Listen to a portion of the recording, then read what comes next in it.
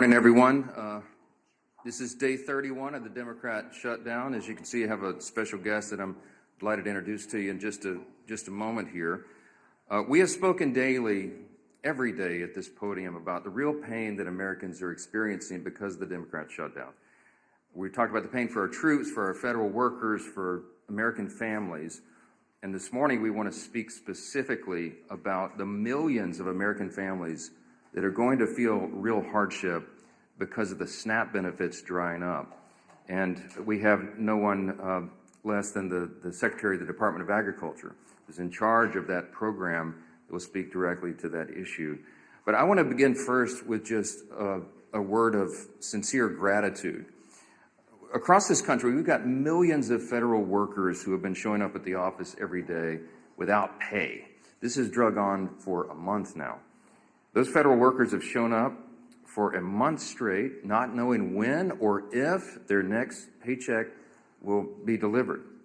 They're doing their jobs, and they're doing it valiantly, while the Senate Democrats simply refuse to do their job. Their most simple and basic responsibility is to keep the government in operation so that we can keep the services flowing to the American people and keep the country moving. But they're not doing that. So we just want to say to these federal workers, like the hundreds of civilian employees who are also spread throughout the country, like the ones in my district, for example, at the Bain Jones Army Community Hospital down at Fort Polk, our big Army base there. We just want to say thank you for your diligence, for doing your job, for your service to the country, even though Democrats are withholding your paycheck. They are shameless in doing so. Throughout this shutdown, President Trump and his administration have done everything in their power, as we relay to you here every day, example after example. They've done everything they can to mitigate and reduce the harm to the American people. He's gone out of his way to find creative solutions to ensure our service members don't miss a paycheck, for example, to ensure that the WIC program, that the nutrition assistance to women, infants, and children is still flowing.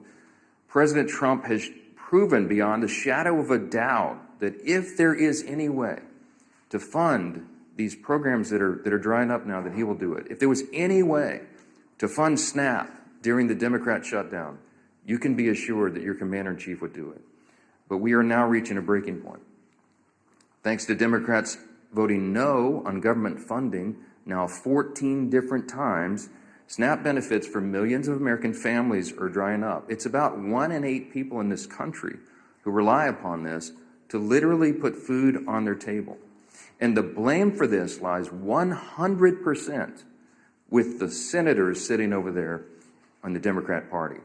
They are the ones who have locked arms and decided over and over and over and over, 14 times now, to vote against these services being provided. And now I want you to think about that. You're going to have real people, real families. You're going to have children who will go hungry beginning this weekend when those resources dry up. They rely upon that, and yet the Democrats continue with their political games in Washington while people are sitting around the dinner table without the resources that they need. The administration has done all it can to keep this program afloat, but the limits have been reached here. And what are the Democrats doing today? Where are the Democrats? Are they in the Senate today? No, they're out campaigning. While critical SNAP benefits run dry, the Democrats have skipped town. They've abandoned their post in the Senate, and the reason that's so important and noteworthy for the American people is the Senate is the only place where this can end. The last hope of reopening the government before millions of Americans go hungry. They've abandoned their post. Democrats are now this is the incredible part, they're now trying to somehow blame Republicans for cutting off SNAP when Republicans, remember, are the ones who have voted 14 times for the SNAP benefits to flow. It's the Democrats who voted every single time to turn that off. The same Democrats who've been perfectly fine with defunding SNAP and WIC for over a month now are suddenly claiming to be outraged that Republicans and President Trump can't just wave some magic wand and fix the mess that they themselves have created. If they're suddenly waking up to the pain their reckless decision is causing, then there's one simple way to fix it. They can come back in here and vote to reopen the government. But we don't think they're going to do that. Now, this is what's interesting. The most recent development is that you've got many more people now calling on the Senate Democrats to do the right job. There's a handful of moderates still in the Democrat Party, and they are very upset about that. The tension is rising. You had Senator John Fetterman of Pennsylvania, for example, who just yesterday, I think it was, accused his own party of, quote, playing chicken with the food security of 42 million Americans. He's right. And you've seen now the avalanche of people and organizations and institutions calling on the Democrats to reopen the government and vote for the clean CR. You've got labor unions. You've got the largest airlines in America. You've got independent voters. Working class Americans across the country, they are all pleading with the Democrats to do their job and stop using their hardships, the people's hardships, for the Democrats' political games in Washington. Yesterday, there was a lot said, written about an editorial that was in the Washington Post. I commend it to your reading if you haven't seen that. But it reads in part just one line out of that. I would like to stand up here and read you the whole thing. The Washington Post, as you know, is not generally on my side. They said, quote, Democrats openly acknowledge that they refuse to do this, reopen the government, because it would mean giving up their leverage. If they persist, it will mean families start to go hungry. Now, look, this isn't some novel idea. As you know, the Democrats have always traditionally said, breathlessly, given speeches passionately saying that you've got to keep the government funded. You should never shut it down. It would be so dangerous. And we've recounted this over and over. I mean, I literally could be here all day reading the Democrats' own past statements on the perils of shutting down the government, but I'm just going to highlight a couple this morning because they're relevant and timely. I'll begin with Senator Coons. He's the senior Democrat senator from Delaware. In 2013, he said this, quote, our democracy cannot function if the majority party threatens to shut down the government unless it gets its way, unquote. And that was Senator Coons in 2013. And what is he saying now? Earlier this week, he said, quote, frankly, this is our only moment of leverage. Quite a switch. Bernie Sanders has got a lot of airtime here lately, and back in 2018, Senator Bernie Sanders said this, quote, the truth is that shutting down the government is a serious and dangerous action that we must do everything possible to prevent. That was in 2018. You know what he said this month? Quote, if we reopen the government, we lose our leverage. Senator Sheldon Whitehouse in 2013. The shutdown was, quote, entirely unnecessary and has harmed our economy and our reputation in the world. But if we also can't forget, we must never again allow extremist hostage-taking to create this kind of disruption. That was 2013. Just days ago, the senator from Rhode Island said the opposite. It's the only lever we have, meaning the shutdown. What he means is that the pain of the American people is their political lever. I guess he's forgotten his cries of alarm over the extremist hostage-taking. And how about the House? And infamously now, we all know, the Democrat whip, Catherine Clark, the second highest ranking Democrat in the House, said, quote, just last year, she said, they are taking a non-issue, a false flag, and saying this is the reason we can't proceed. It is a dangerous precedent to be threatening a shutdown. That's what she said in 2024. And what'd she say about a week ago? The opposite, quote, of course there will be families that are going to suffer here, but it's one of the few leverage times we have. Many House members have echoed the same hypocrisy, and I'm not going to waste our time with it this morning, but I do want to leave you with this quote from Chuck Schumer because he is the actual architect of the shutdown. He is the one that is preventing the Senate Democrats from doing the right thing. In March of this year, as you know, he voted on the same CR to avert a shutdown. And he said then, quote, in his speech on the Senate floor and in a bunch of interviews, this is what he said on the Senate floor, quote, the CR was certainly bad, but a shutdown would be 15 or 20 times worse. It was a vote of principle. And today, Chuck Schumer, entirely void of principle, by his own estimation, said, quote, every day gets better for his party. Tell that to the millions of American families facing a hunger crisis now as a direct result of his failed leadership and shenanigans. Those Democrats have all collectively voted 14 times over the last several weeks to reject the clean continuing resolution to fund the government, and they've made it abundantly clear they're going to continue to do that, to hold the American people hostage, so long as it serves their political interest, to look tough, to the leftist radicals in their base. Republicans have done our part to end the government, the Democrat shutdown, and now it's time for Democrats to do theirs. The path forward is simple. Please, please, every American who is concerned about this, every American that is feeling the harm, you should call the Senate Democrats and tell them to stop the nonsense. Echo the voices of the unions, of the airlines, of hardworking people everywhere, and tell them to stop doing this and open the government. We have to do that. 42 million Americans are set to miss meals starting tomorrow, and this should be the easiest vote they've ever taken in their lives. I don't want to belabor this point any longer because I'm delighted to introduce you to our guest for the daily press conference here. Everybody knows Brooke Rollins, the incomparable, as I call her, the incomparable Brooke Rollins. She leads the U.S. Department of Agriculture. And, of course, her department operates and oversees SNAP benefits to all these tens of millions of Americans. We're fortunate to have her here today. She's going to talk about the devastating effects of the Democrats' decisions on all this. And I'm delighted to give her the podium now. Brooke, so thanks so much for being here. Madam Secretary. Thank you, Mike, Mr. Speaker.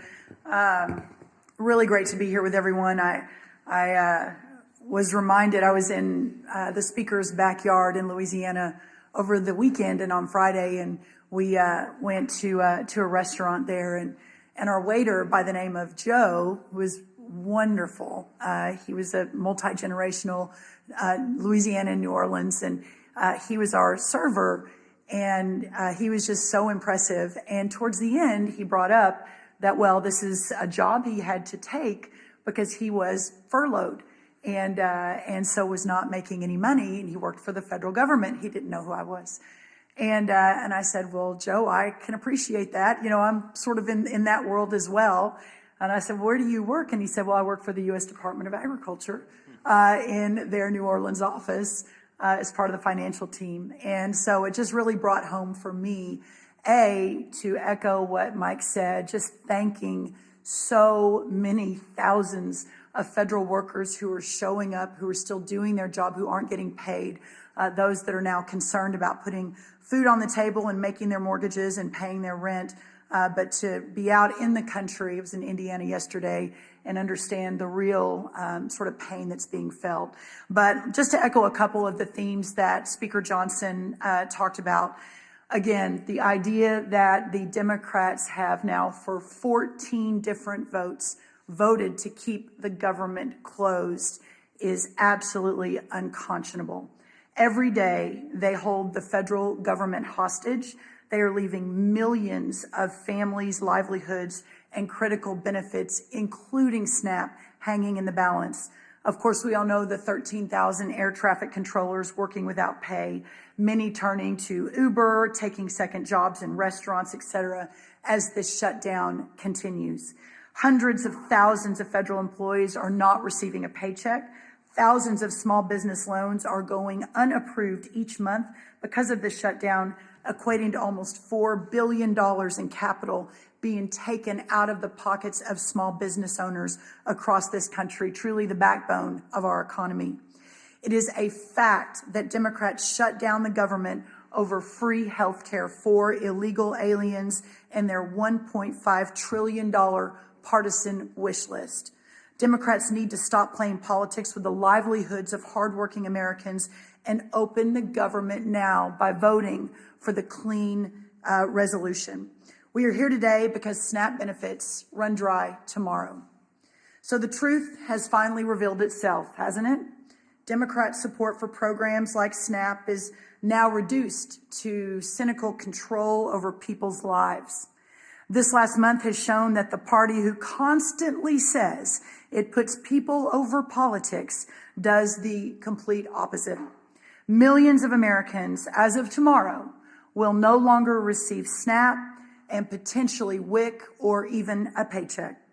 Democrats have instigated a disgusting dereliction of duty unlike anything I have seen in all my years doing this work, all to favor illegal aliens and other radical far-left policies that benefit only a small, tiny sliver of their base. I am embarrassed for Chuck Schumer. He is going out of his way to please the likes of Zohran Mamdani, a man who is polarizing America with his socialist rhetoric and anti-American principles. The very essence of government responsibility is to the citizens who live and work here to protect their interests first, unless you are a Democrat in the United States Senate. Chuck Schumer and the Democrats are doing all this because they fear the socialists and the radicals to their left. Ironically, in leaving American families hungry and American children without food, they are giving a preview of what those socialists will do to every one of us if they ever take power. What you're really seeing here is the end of the Democrats as a responsible party of government, a party that ends governance, a party that ignores Americans, a party that cannot master the most basic principles and processes of government, is a party that cannot be trusted with the reins of power. It isn't oriented toward anything but the end of the system in which it exists. SNAP is arguably just the beginning. The logical and inevitable end to where this all goes is the Democrats and the whole superstructure of constitutional government. President Trump has made it clear, reopen the government, get government funding back on solid footing, restore the confidence of American families who count on programs like SNAP, and stop treating them and their well-being as pawns in a political game, according to the Democrats. Prioritize American citizens, prioritize American families, and prioritize American children. I would like to make a quick note and then want to obviously leave lots of time for questions. Yesterday, I was in Indiana, and I was visiting a soybean farm, sixth generation soybean farm, the Everetts. And they have about 1,500 acres right outside of Indianapolis. We were harvesting corn, but they also do soybeans. And as I was there, it occurred to me that what President Trump has been doing over the last week or weeks in fighting across the world to open up markets for American farmers, for American families, while the Democrats are back here playing political games. It must stop. We must get the government open. And our citizens and these voters and our taxpayers and our families and our children expect no less. Thank you all. All right, take a few questions. Chad, go ahead. You're standing up in the back. Go ahead. Hello, Chad. This question for the Secretary. The minority leader in the House said yesterday, Hakeem Jeffries, that the term he used was lying, that some of these SNAP benefits couldn't be liberated. Can you explain, refute that, give us your perspective, what their perspective is, and what your argument is, why they can't? Yeah, and I appreciate the opportunity to explain that. So the fact that the Democrats are saying, but wait, USDA has money in their accounts, why it is really their fault, I've seen it over and over and over from some of their leaders, is absolute false, and it is a lie. We have been saying on October 10th, we sent messages out. On October 24th, we sent messages out. These benefits end on November 1st. Now, let me get down into a little bit of the details on that to better explain. So there is a contingency fund at USDA. But that contingency fund, by the way, doesn't even cover, I think, half of the $9.2 billion that would be required for November SNAP. But it is only allowed to flow if the underlying program is funded. It's called a contingency fund. And by law, contingency fund can only flow when the underlying fund is flowing. So, for example, if today the Democrats say, oh, never mind, sorry, we'll open the government, and SNAP flows, Hurricane Melissa or one of the hurricanes hits, that's the contingency fund that we would use to send more money into the vulnerable communities that are harmed by a specific event like a hurricane. But it is a contingency fund that can only flow if the underlying appropriation is approved. And listen, even if it could flow, it doesn't even cover half of the month of November. So here we are again in 2 weeks having the exact same conversation. I'll just add to that. The Democrats are lying about that, and I think they know that. Some of the ones who are out saying it are actually attorneys. They can read the black letter law themselves. They've even filed a lawsuit, you saw, to try to do it. Why? Because they wanted a talking point. They know that's a frivolous piece of litigation. They know they're going to lose, but they also know it'll take many weeks or months to have that ultimately determined by a court because of the way the justice system works. So they're using it as a talking point to try to claim They know, I believe they know for a fact that what they filed in the court is false. You know, they're lawmakers. They're supposed to know how the law works. And so the whole thing is just shameful. And they're using the people as pawns in this game. That underlying fund that the Secretary just addressed was unfunded by the Democrats themselves when they voted against the CR. The CR would have kept all this funded, and they chose not to do it. Not once, not twice, 13 times in the Senate, once in the House, 14 overall. Yes, sir. I'm sure you saw President Trump's tweet last night suggesting that it's time for Senate Republicans to blow up the filibuster in order to get the continuing resolution passed. I know in the past you've been reluctant to encourage your Senate colleagues to do that or not. Are you aligned with the president now that it's time for him to take this dramatic step to reopen the government? I haven't. The president's been very busy. He was in, Asia doing all these trade agreements. I've been a little busy, as you know. We haven't spoken since he returned. I sent him a text earlier this morning. I saw that as well. What you're seeing is an expression of the president's anger at the situation. He is as angry as I am and the American people are about this madness. And he just desperately wants the government to be reopened so that all these resources can flow to the people who need it so much. Look, I'll just say this in general. As I've said many times about the filibuster, it's not my call. I don't have a say in this. It's a Senate chamber issue. We don't have that in the House, as you know. But the filibuster has traditionally been viewed as a very important safeguard. If the shoe was on the other foot, I don't think our team would like it. The Democrats, look, they've said what they would do. They would pack the Supreme Court. They would make Puerto Rico and D.C. states. They would ban firearms. They would do all sorts of things that would be very harmful for the country. And the safeguard in the Senate has always been the filibuster. But again, not my issue, not something I get to even weigh in on. My opinion on this is not relevant. It's the senators. But I think that it just is another expression of the frustration, of the pressure that is being felt, the anger by the president and by me and all of us that we're in this situation at all. Do your basic job. I'm going to say this again. We have put zero Republican policy priorities on the CR. It is Biden-level policies and spending. They have no excuse at all not to support it. They have no excuse to put all this pain on the American people, except that for what we've just articulated and repeated here every day, they want to give a showing to the radical left fringes of their base, and they want to give illegal benefits or benefits back to illegal aliens and non-citizens and all the other crazy stuff that they've claimed. Yeah. Can I respond? Sure. I just very quickly, I have not spoken to the president either since last night, but let me say this. He is, and I've been next to him for almost 9 or 10 years now.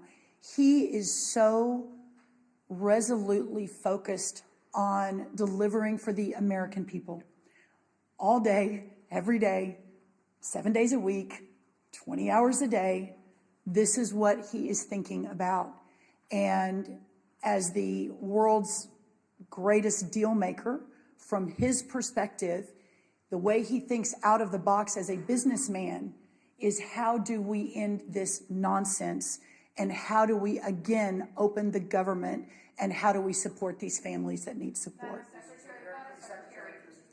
Yeah, go ahead. I'd already called on him. Go ahead. Thank you, Mr. Speaker. Yeah. Madam Secretary, question to you. So I know you addressed the contingency fund, but SNAP has never run out of funding in its 60-year history. That's right. During shutdown. Why were past administrations able to find funding to keep it afloat in a shutdown and we can't? Well, let me see. I've got a chart I want to show you all on the SNAP funding. My charts are slightly wanky because our print shop is closed because we're furloughed. So it was a little arts and crafts time over at USDA early this morning. So this is the chart of the SNAP program. Now, I know everyone can't see this, but this goes back to October of 2023. And I want everyone to follow. This is the red line that under Joe Biden, you see an almost 30% increase in the cost of the SNAP program over the 4 years that President Biden and the USDA was overseeing it with Congress funding it. And you see the downward trend since President Trump was reelected November, and we've had about 650,000 people move off of SNAP since President Trump was elected. A press conference for another time. That's obviously the goal of all these programs, is to move families into real work and the dignity of that. I say that because the astronomical costs of the SNAP program under Joe Biden was historical. It was unprecedented, and we don't have the same levels of funding that were there in the past. And by the way, for 1 month, we have Band-Aided and bubble-gummed and duct taped this deal to get this 1 month of funding in for SNAP, the $9 billion. Quick follow-up. I mean, because reality is setting in for a lot of people this weekend. So what do you say to the millions of people who stand to lose their food stamp benefits? What should they do? My message to America is first, the fact that your government is failing you right now. That poverty is not red or blue. It is not a Republican or Democrat issue. It doesn't matter who you voted for or even if you voted. That if you are in a position where you can't feed your family and you're relying on that $187 a month for an average family in the SNAP program, that we have failed you.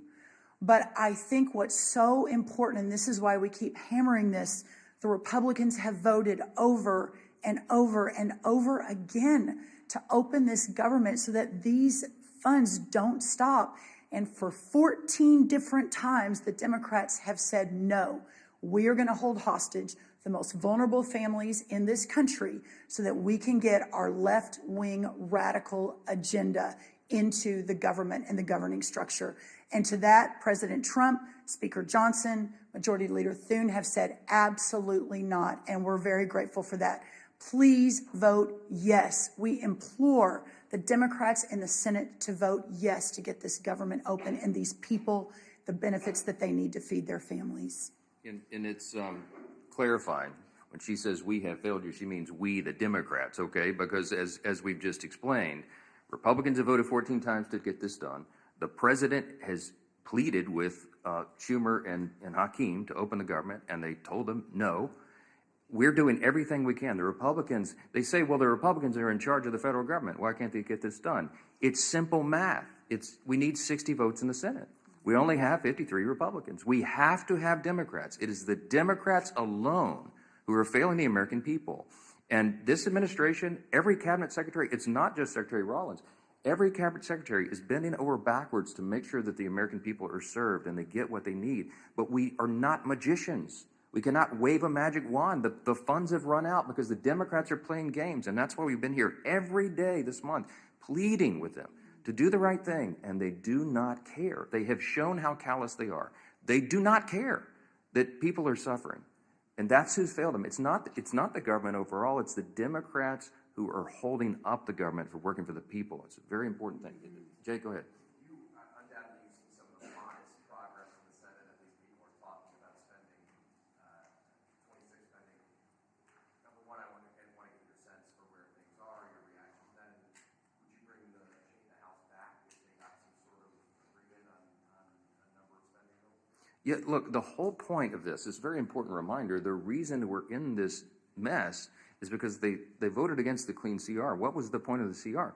The CR was merely to buy us 7 additional weeks to finish the funding of the government, the appropriations process. We were working on that in bipartisan fashion and bicameral fashion. As you know, we had a conference committee set to go on 3 appropriations bills that had passed out of the House. They didn't match the Senate exactly. They were going to work through that. That's the process. And our appropriators, the members of Congress who work on all this funding every day, are raring to go. In both parties, in both chambers, they want to get back to that work, and that is the whole point. Chuck Schumer and the leadership are holding that process up. So am I optimistic that we can get back to that? Yes, but we can't do any of it until they take the simple step to vote on that additional time. It's just a stopgap funding measure to make all these services and funding flow to the people so that we can finish that work. They're holding it up. So I'm heartened, Jake, that we have members on both sides. I had a meeting with the chairman of our Appropriations Committee in my office yesterday afternoon. Tom Cole came in. We were talking about the latest and what those appropriators are doing, the things they're working on. I meet with Leader Thune about it almost daily on the subject. We are ready. The next packages of funding bills are being prepared. And yes, we want to pass that off the House as soon as possible. We want to get all 12 appropriations bills done because we're returning to regular order. That's been a commitment of mine since I became the Speaker 2 years ago, and it's something that Congress must do to be better stewards of taxpayer dollars. So we don't have, I'm using your handy chart here, so we don't have this spike in spending. We have more responsible spending. The only way to get this, to make the government work better and more efficiently for the people, is to go through that stewardship process, that important obligation that the founders intended and that we've used to respect, but we haven't in a long time. So all of this is entwined in that. We've got to get Congress working again. We're anxious to do it, and the sooner we can get back here and get the lights on, the better. But the number one mission of Congress right now is to turn the government back on. There's too many people's lives and health and hunger at stake. This is not a game. They've got to stop playing games. Remember this, too. The first time in U.S. history that any party has had the audacity to do what the Democrats and the Senate are doing right now. No one ever before has shut the government down over a clean, nonpartisan CR, because it would have been unthinkable until now. And you need to remind them of that. Yes, ma'am. Last one. The one that beautiful bill contained numerous Medicaid anti-fraud measures. Senator Tuberville recently highlighted a slew of aliens are receiving these SNAP benefits. Are there any plans to do the same with SNAP and totally reform it just to ensure that it's available only to U.S. citizens? You want to? Yes, in fact, we've already done that. Now, so a couple of quick things on I guess the silver lining in all of this is that we're having a national conversation on our SNAP program, that this has sort of shined a light on a program that, especially under the last administration, has just become so bloated, so broken, so dysfunctional, so corrupt that it is astonishing when you dig in. So 3 important things on that. The first, I talked about the extraordinary explosion of benefits under the last administration. And what happened was that the money that was going out was zero accountability. So one of the very first things we did when I was sworn in was send a letter to all the states and to remind everyone the SNAP program is administered through the states and the governor's office. So send a letter to all the states saying no more illegal aliens on SNAP. Period, full stop. So that's already a rule of this administration. We're working to enforce it every single day. The second thing is we began a very serious investigation into a lot of the fraud and abuse that we kept getting anecdotal stories of that no one was doing anything about. And so just in the last, I think, 6 months, we've had major dozens of arrests, people going to jail, fraudulent activity of $50 million here. One guy's registered for SNAP in 6 different states. I mean, it's one thing after another. So we are taking that extremely, extremely seriously. And we'll continue to do so. And then the third thing on this is that for the first time ever, the USDA, has asked the states for their data so that we can ensure that taxpayer dollars are being spent appropriately. Not surprisingly, all of the red states said, yes, please help us with this. We want to do the right thing. We want to make sure there's not all this corruption and fraud. By the way, 2 blue state-led governors also leaned in, Colorado and North Carolina, alongside every one of the red governors. But the other blue states, California, Oregon, New York, Washington, all of them actually sued us and said, oh no, we're not going to give you any data. So the problem is you have an extremely corrupt program, but up until this administration and with President Trump's direct focus on this and making sure every taxpayer dollar is spent appropriately, we've never really had the opportunity to dig in. So we're going to be talking a lot more about SNAP reform. We've got a lot of people listening now, which is very, very helpful, and to take that program back to its original intent of helping those who are truly needy in our communities, but not to have a massive welfare benefit where so many people are taking advantage of it that shouldn't be. And I just want to add briefly, just zoom out a little bit. This is a stark contrast between the 2 parties, the 2 major parties in this country. We talk about the split screen in here very often. On this issue, with regard to reducing fraud, waste, and abuse in government, look, America is the greatest nation in the history of the world. We're the most powerful, most successful, most free, most benevolent nation that's ever been. Part of our benevolence, part of the spirit of America is that we do have these safety net programs. We support that. We have an extraordinary cabinet, like Brooke Rollins here, Secretary Rollins, who is handling and administrating the SNAP program is a good example of that. Medicaid is a good example. Why were they designed and why are they so important and why do we all support those ideas? Because sometimes people really can't take care of themselves. You know, you have the elderly, the disabled, young pregnant women, for example, who are single and they're down on their luck and they need some help. SNAP and Medicaid and these other programs were intended to be a temporary safety net to help people to get back on their feet. But they have been abused. And there are some big government advocates, like the Marxists, like the socialists, who want the government to take over everything and supply everything for everybody. But guess what? If the government can give you everything, it can take it away as well, and your freedom is sacrificed. Socialism, don't get me started, has been a great scourge on humanity. I mean, the tens of millions of innocent people in the 20th century alone have died because of it. America stands for something better than that, something different. But the programs don't work if they're loaded down with fraud and abuse. And every single person in this room and every American of common sense should understand the necessity of having people in office, a president in the White House, a cabinet full of secretaries who are dedicated to this in every division of the federal government, and Republicans in Congress leading on this, to root out that fraud, waste, and abuse so the programs can survive. We did that in the One Big Beautiful Bill, in the Working Families Tax Cut. With Medicaid, we went into that and we eliminated the fraud, waste, and abuse. We got able-bodied young men without dependents off the program. They were never intended to be there. They're sitting around on their couches playing video games. Yes, that's an actual study, and they're siphoning the resources away from elderly people, disabled people, and young women who desperately need it. And so the funds were being depleted. We shouldn't go for that. And illegal aliens were never intended to be on any of these programs. They're for U.S. citizens only, law-abiding citizens. This is the team. The Republicans will fix that and save those programs for the country. And the Democrats will continue to abuse it. They sued the USDA for simply asking them to tell them how many illegal aliens are on the programs in California and New York and these other states. They sued them. You need to take account of what people are doing here in each party, the leaders and the President of the United States. We are trying to get government to work more efficiently and effectively for the people, and we are getting stopped and hindered by political games by Democrats. And that's why we're so frustrated. It's got to come to an end. Thank you all for being here this morning. Thank you, everyone.